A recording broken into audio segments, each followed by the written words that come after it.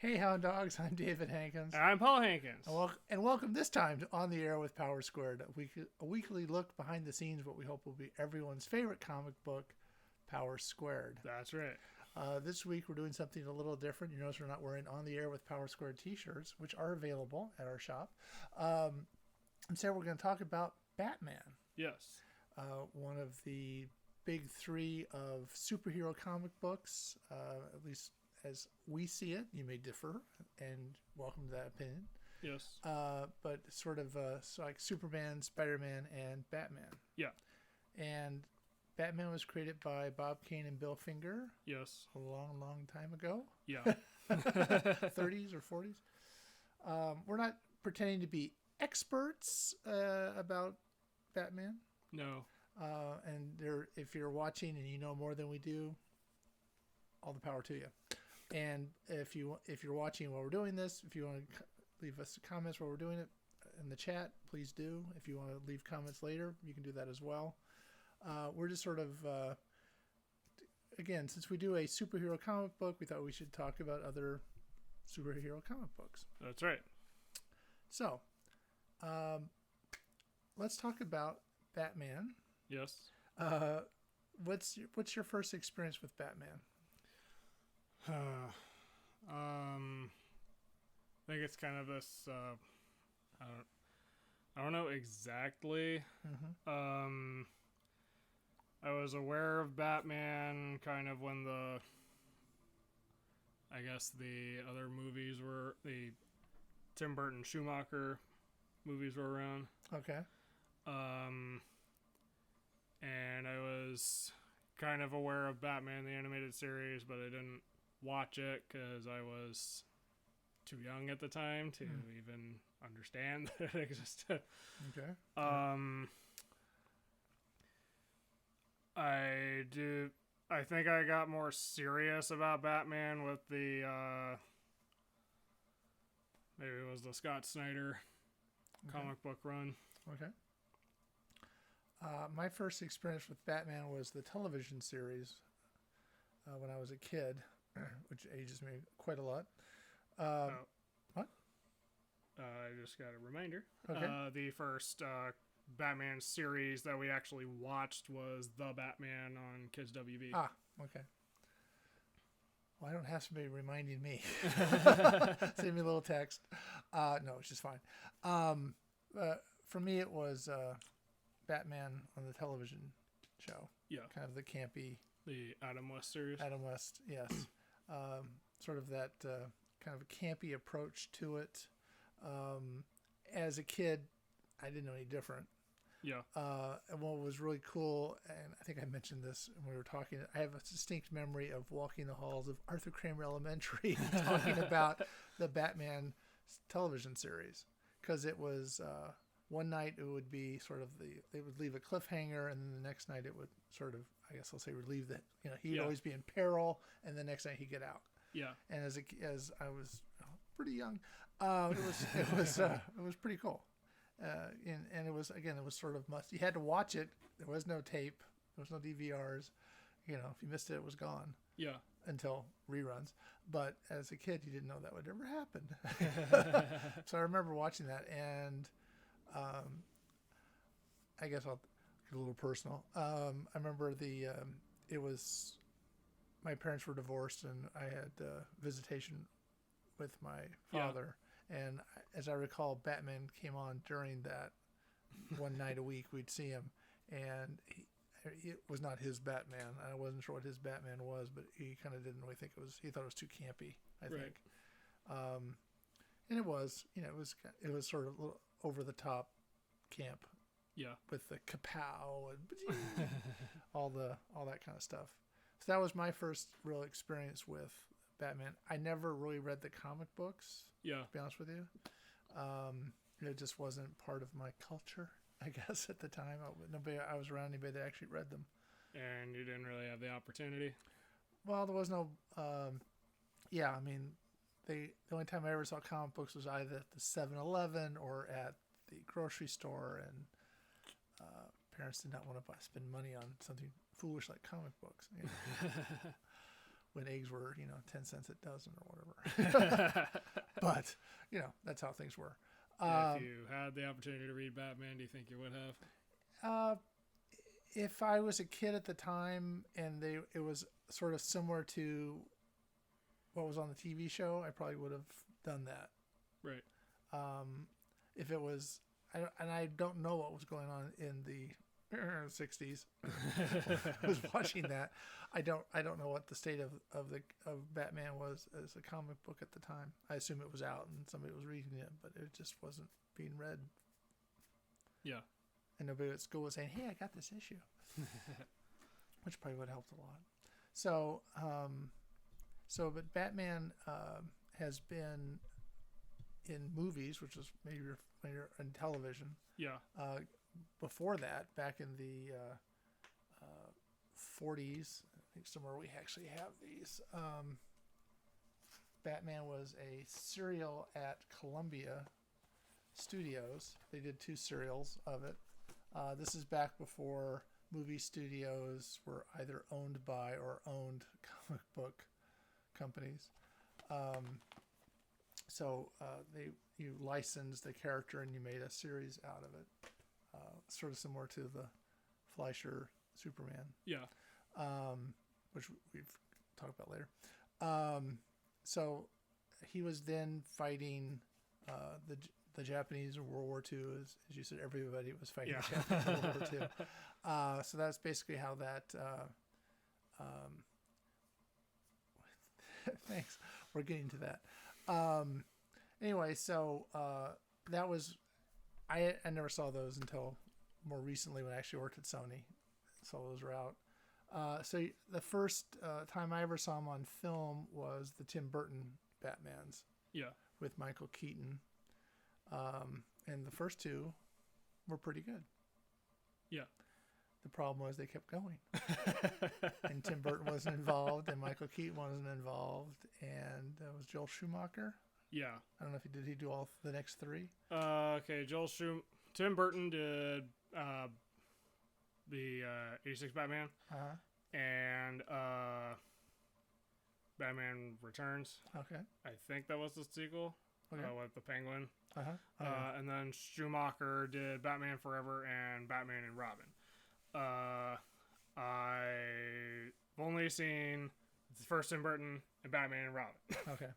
Well, the first Tim Burton film was way bigger than anybody I think was thinking it was going to be. I mean, there was, I think like Jack Nicholson, if I'm remembering right, made like $75 million off the movie with the merchandise and everything. I don't think anybody was expecting that at the time. Yeah. And says our mic is muted. Let's just keep going. Oh. So they made a sequel, and then they kind of ran into the ground. Right. And by the time it got to be George Clooney as Batman, and it just wasn't quite right. I mean, you have to give George Clooney credit; he survived a major failure like that. But it was just wasn't right. It was getting kind of campy in a way, like the television series was getting. Yeah. So it wasn't good. And then they, of course, it was on television, which is probably where you saw it. Yeah. Cartoons. And those cartoons are usually pretty good. Yeah. And then they came back with the Dark Knight Rising. The Dark Knight trilogy. Yeah. After the failure of Batman and Robin, I read he was actually he wanted to do Year One, an adaptation of that, but it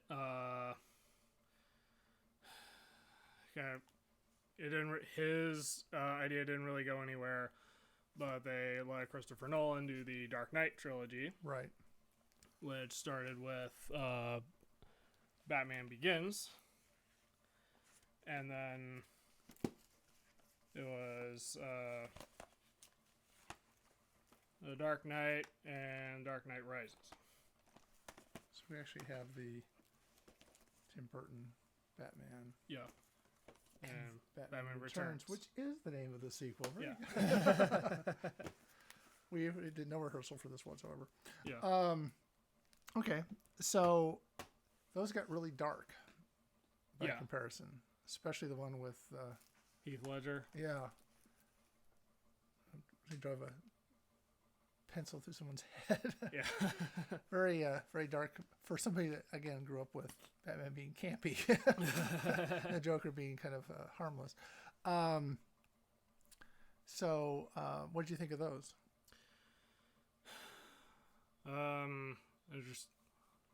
That's actually a good question. Of the three, the Dark Knight was probably the best one, if only because you could view that independently, Right, and it didn't retread Batman's origin like Batman Begins did. right, And then the Dark Knight Rises was just a huge letdown overall, because, well, the story was just not as focused. right. Like, you have Bane as the villain, but then it turns out he's not. Right. Yeah. So, kind of wonder what the point was of hyping him up so much. And then they hint at Robin, and of course that was never going to go anywhere because Nolan wasn't going to do any more of that. Right. Yeah. They did kind of hit Gordon Joseph. Joseph Gordon-Levitt. Yeah. 3 names. Yeah. I'm horrible with names, as Paul here could tell you.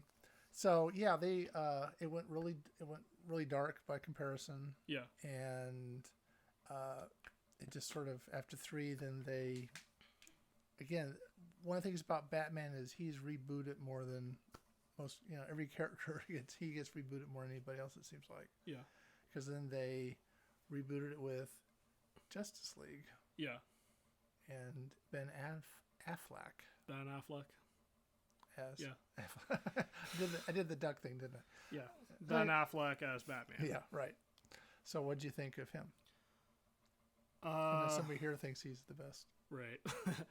I'm not really sure how I felt about him because I honestly don't remember Batman v Superman all that much because it was just kind of I thought it was a bad movie. Yeah. Coming off of a disappointing Superman. Yeah. Yeah. And with Batman v Superman, the fight ends very anticlimactically, at least to me. So I guess if the movie was more memorable, I'd have more to say about it. Yeah. Or more about him as Batman. I know Ben Affleck was in Batman and other stuff, and I guess he was better in Justice League. Okay. I guess. Honestly, it's really hard to remember those movies. Yeah. Because they were kind of too dark for their own good. Yeah. And then Justice League was a kind of not to get too much into detail about Justice League, but it was kind of a bifurcated movie. Right. As I think someone pointed out, I was probably on television on a sitcom at the time, that couldn't Superman just have used his heat ray and pretty much killed Batman? So the idea, but that was also in one of the animated movies we watched, where they had that fight. Yeah. That was a Frank Miller adaptation, right? And again, Dark Knight Returns, and he killed Superman there too. Well, right. Yeah. Huh. Anyway, so the thing you think you couldn't kill somehow gets killed twice by a guy without any powers. Or gets overpowered. Overpowered, yeah. Getting back on track. Okay, sorry. And then there's an upcoming Batman, we think. Right, which is it's in production. Yeah. With Robert Pattinson. Yeah. So I don't know the status of that right now. I think it's being made. I don't know anything more about the story. Right. And I don't know if it's a reboot again. I'm not sure. The other problem with, I guess, just the DC films is they're sort of just all over the place. Yeah. And I'm hoping, I think Am I right? No, Jared Leto's coming back as Joker in some other movie, I hope. Because I think he was terrible as the Joker. But we're not talking about the Joker here. But Right. I just thought he was horrible as the character. Right. So now, Batman has not disappeared from comic books, as you No. mentioned. You've read some of them yourself. Yeah, I've mostly read the Scott Snyder run because that was written really well, Mm-hmm. I thought. I'll admit I didn't read the whole thing. I kind of, for a number of reasons, I just happened to kind of stop reading around when Jim Gordon became Batman. Mm-hmm. But anyway, I own the whole run. So I have the first issue. Uh-huh. Got it from when it came out, so I guess it's a collector's item at this point. Okay. And Yeah, I remember when the New 52. yeah. And for the longest time, Year One by Frank Miller was considered the official origin story of Batman. Right. But then the 0 year run, or 0 year storyline, as part of the Snyder run, became the official origin. Right. And in that story, Batman fights the Riddler Okay. instead of, Joker. or, yeah. Yeah, the origin story is one of the things that has changed over time. Yeah.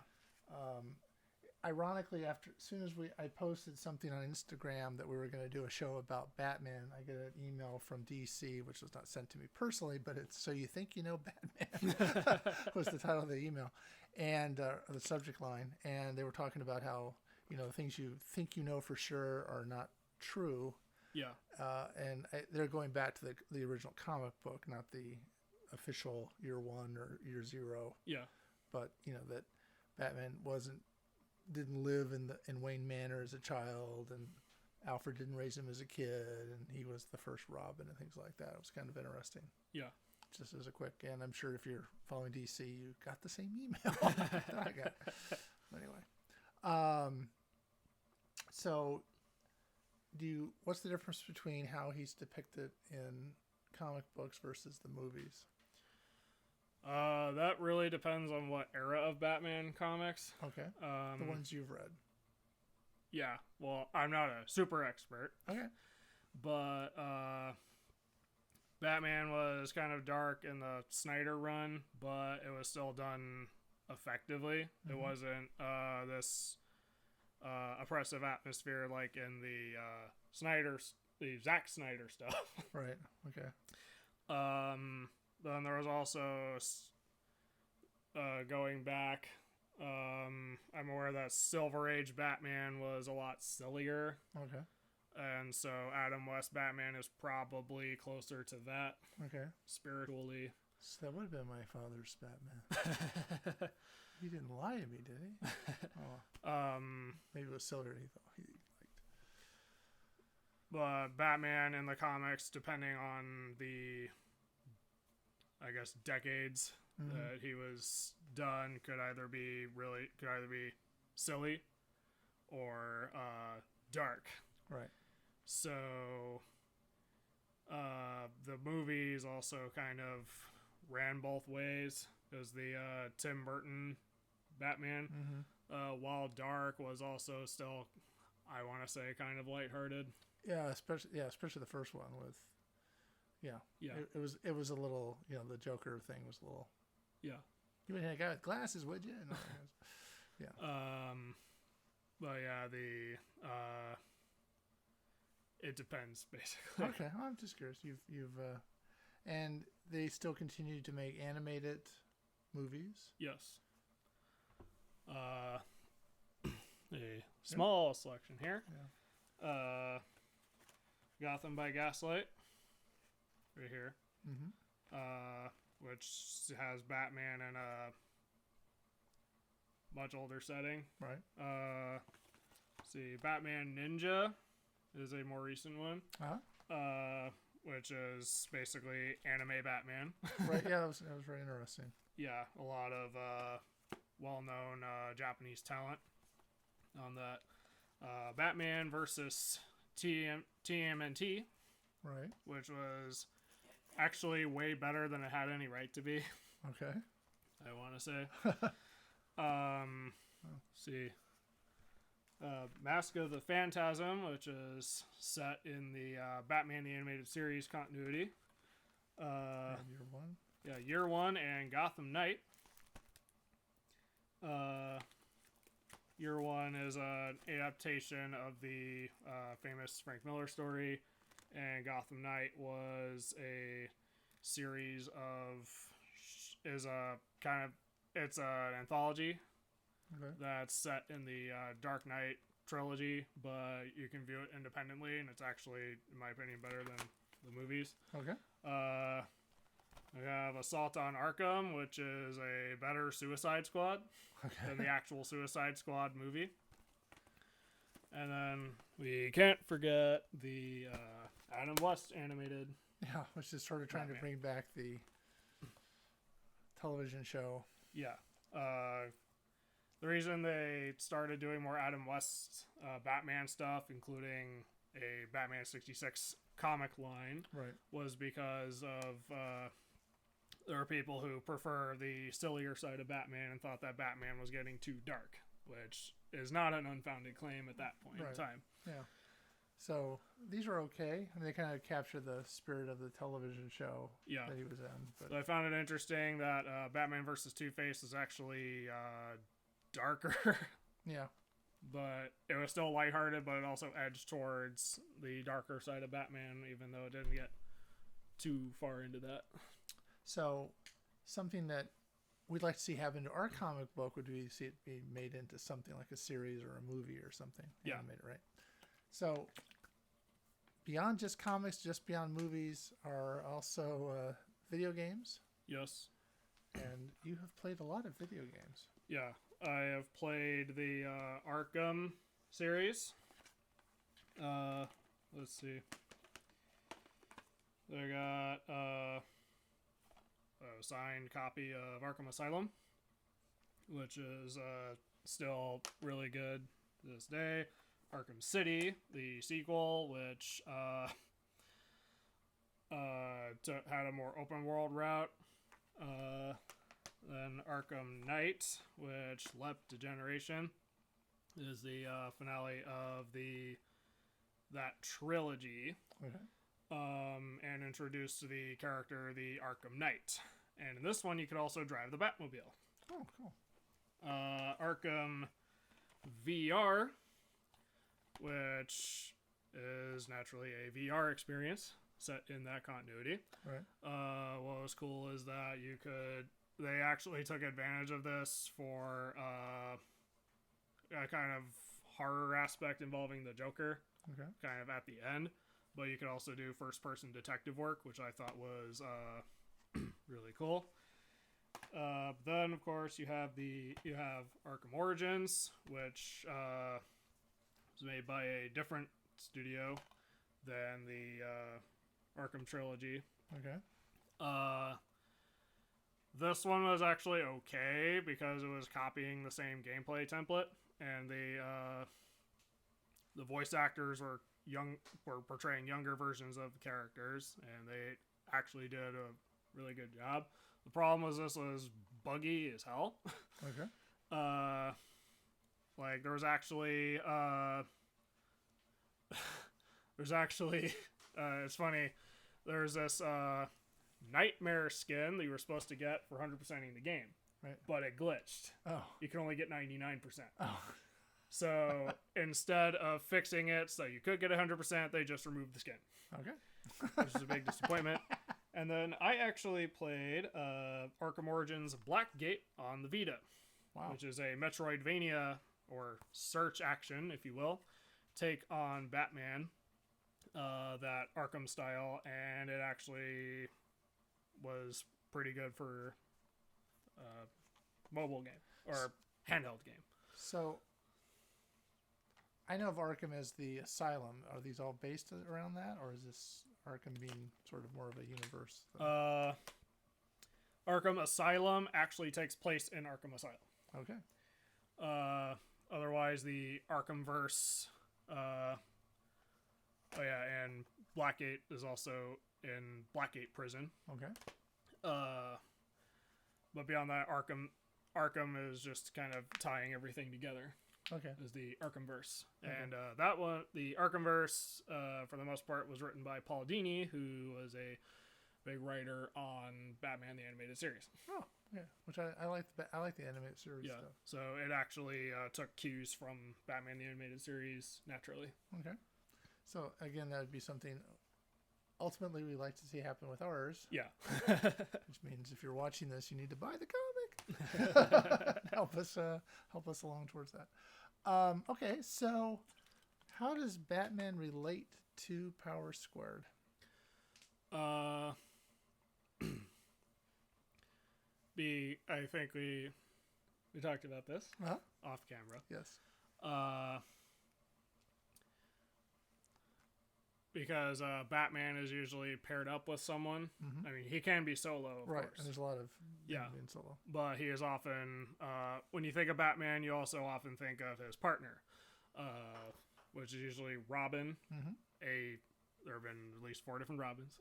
We discussed that too. Yeah. I know there's more than 4.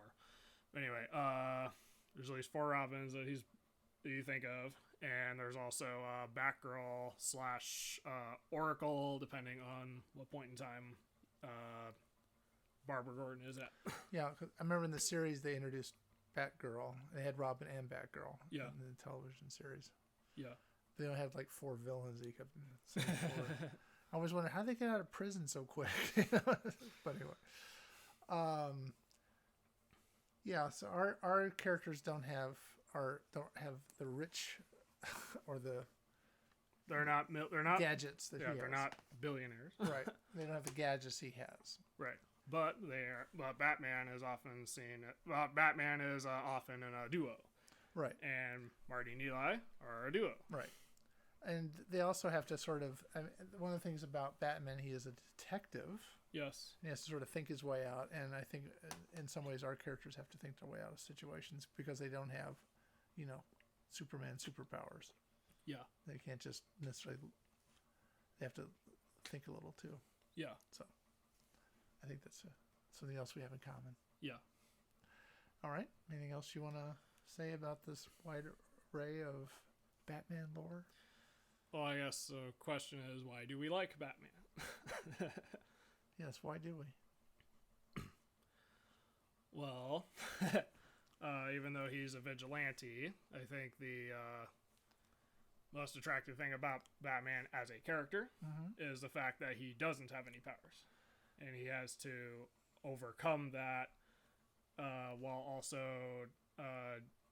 using detective work to think his way out of a situation. He's a resourceful person. I think people like the idea of a vigilante that's on your side. Yeah. Kind of because the world is, for the most part, sucks. And you want hoping that there's somebody that will right all the wrongs that are going on. Because obviously, and they set up Gotham, depending on the situation, to be this totally out of control town. Yeah. Can't handle anything, and so you need somebody like Batman to sort of be the authority. Yeah. Unelected authority that would come in and sort of right the wrongs. Yeah. Kind of like going, in some ways Robin Hood, Robin Hood sort of tried to equal the rich and the poor, and Batman sort of does sort of a similar thing with crime. Yeah. Also, yes, he has technology and grit. Right. Yes. Yes. The determination to do stuff. Yeah. And because there are all the times we think he's just might as well hang it up, he comes back. Yeah. Also, it's interesting how he, when he's ahead of his opponent, it's interesting how far ahead he seems to think. Right. Like in the Injustice games. Yeah. He has thought of every contingency just in case Superman would ever turn evil. I remember as a kid watching Batman and Robin figure out some clue and it was always like, well, it starts with the PH. That's like fish. He's gonna rob the aquarium. All these leaps in logic that they were managed to pull off. Well, and then the animated ones, it was like a piece of tinfoil or something, and then somehow there's like the TV dinner factory. Yeah. Yeah, it can be a little over the top as far as figuring stuff out. Yeah. All right, we want to see if anybody has any comments or questions or anything. Sure. Does anybody have any comments or questions?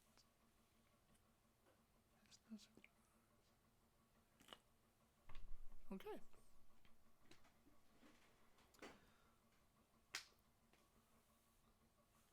It's a lot of dead air. We're just all right. So, anything else you want to say before we wrap up the show?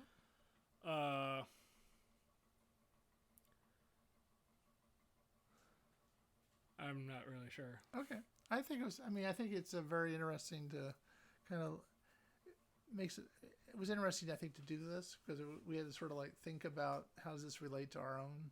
Yeah. In some cases it does, in a lot of ways it doesn't, and that's all right. There's a lot of indie superhero out there that do not fit into the, have gadgets or whatever. Yeah. Though I'm sure there are a lot that do.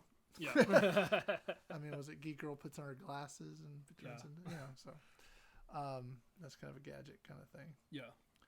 Yeah, we don't have gadgets. No.